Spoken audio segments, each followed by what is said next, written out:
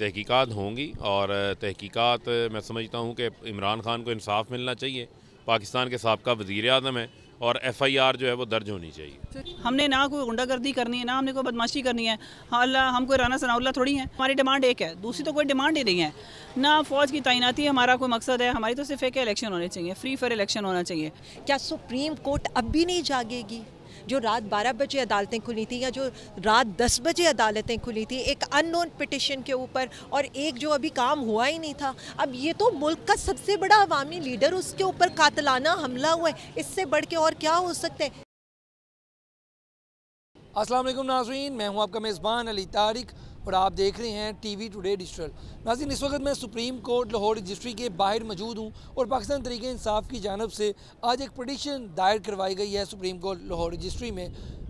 उस पिटीशन में 3 बुनियादी नुक्ते हैं। पहला नुक्ता तो ये है कि इमरान खान पर जो कातलाना हमला किया गया, FIR दर्ज नहीं हुई। PTI के मुताबिक 3 नाम थे जो कि दर्ज नहीं किए गए, अब उस पर तहकीकात करवाई जाए। दूसरा नुक्ता अरशद शरीफ पर जो कत्ल किया गया, तशद्दुद किया गया, उसकी इंक्वायरी हो। तीसरा आज़म सवाती पड़े की बड़ा ही घनौना और एक बड़ा ही ज़िल्लत अमेज़ जो है काम किया गया, उनकी वीडियो रिलीज़ की गई। उस हवाले से ये 3 बुनियादी नुक्ते, इस पर तहकीकात करवाएगी सुप्रीम कोर्ट रजिस्ट्री।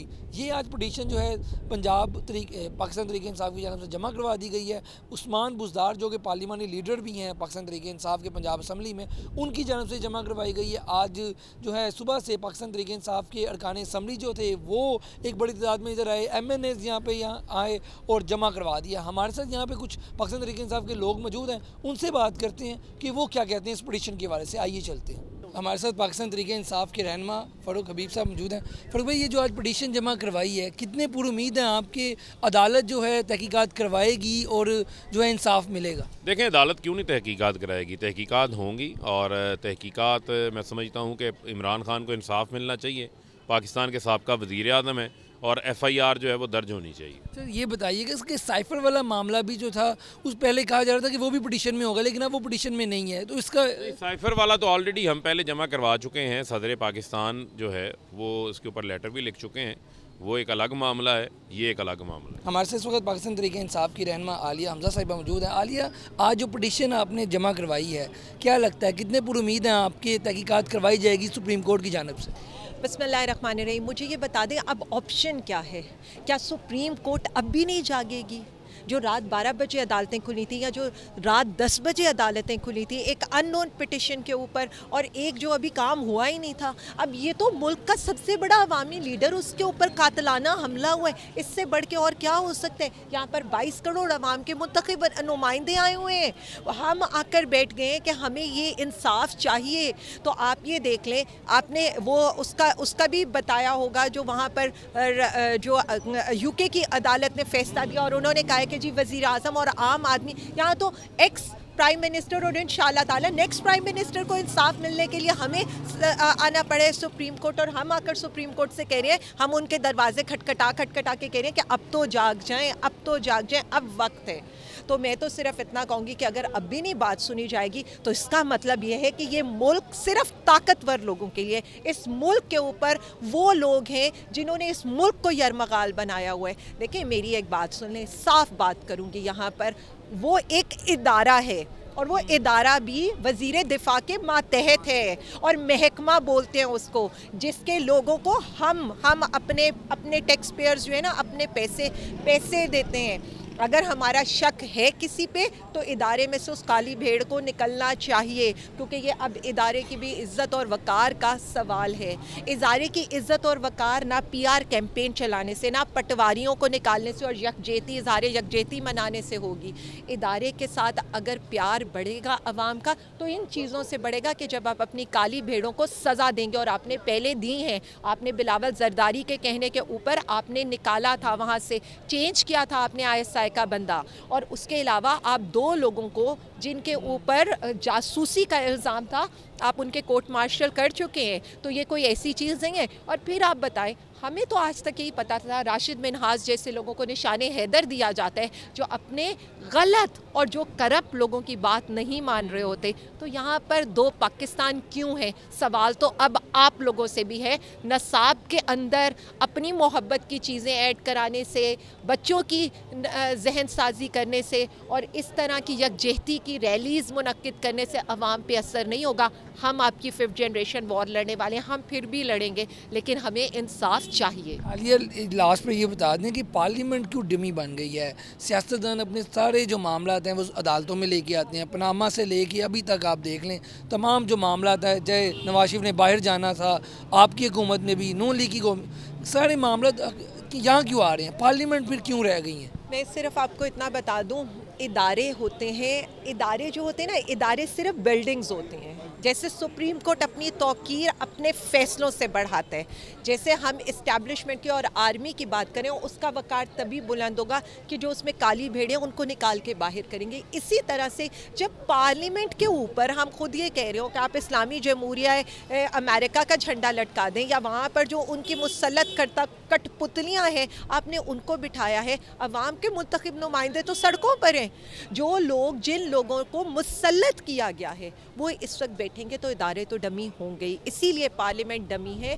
पार्लियामेंट सिर्फ, और जो कानून साजी करें, नैब में तरमीम कर दें, NRO 2 दे दें, तो उनकी क्या औकात रह जाएगी जहाँ अवामी रिलीफ के फैसले ना हो सकें, जहाँ अवामी रिलीफ पर बाहर ये कहें जी चूँकि सेहत कार्ड का फ़ायदा इमरान खान को है, सेहत कार्ड बंद कर दो और खुद छोटी सी सर्जरी के लिए आप लंदन चले जाएँ। यहाँ पर अवाम पेट्रोल की प्राइसेस से परेशान हो, बाहर आकर आप मगरमच्छ के आंसू रोएं और अंदर आप ये कहें कि जी पेट्रोल की प्राइसेस तो बढ़ानी है हमें।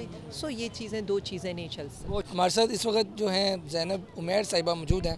मैम, पहले तो ये बताइएगा कि जो आज पिटीशन दायर की है, कितने पूरी उम्मीद है आप लोग के सुप्रीम कोर्ट से आपको इंसाफ मिलेगा, तहकीकात कराई जाएगी? देखिए, अभी तक तो जितनी भी हम लोगों ने यहाँ के ऊपर आप सब लोगों ने कवर किया है कि पंजाब का जिस टाइम के ऊपर जो ये सारी मामलात हुए, उसमें हम लोग ने रोज़ कोई ना कोई पटिशन हम लोग यहाँ पे फाइल करते थे। और मेरा ये अपना ख्याल ये है कि हम कानून और आइन का रास्ता इख्तियार करना चाहते हैं और इससे हम बाहर जाने वाले लोग नहीं हैं।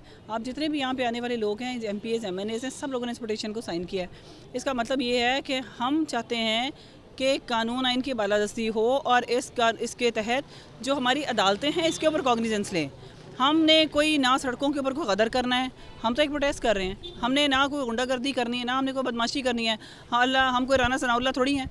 तो हम तो PTI के वो लोग हैं जो समझते हैं कि ये एक इंसाफ के तकाज़ों को पूरा करने के लिए आज भी हम लोगों ने जो फाइलिंग की है वो इसी हमारा यही मकसद है। अच्छा मैम, ये बताइएगा कि हम अब सुप्रीम कोर्ट में आ गए हैं, ये सारे मामला पार्लियामेंट में हल क्यों नहीं होते? आप PTI में देखा होगा, पहले भी ऑर्डिनेंस से हुकूमत चलती थी, नून लीग वाले भी यूँ कह रहे हैं, पार्लियामेंट को क्यों डमी बना दिया गया? देखिए, आप अभी भी अगर जाके देखें, रोज़ आप लोग कवर करते हैं, सारी हुकूमत मौजूद होती है, लेकिन अपोजिशन का किरदार आपने देखा है? अपोजिशन में से कोई शख्स वहाँ पर अंदर हाउस में आता ही नहीं है।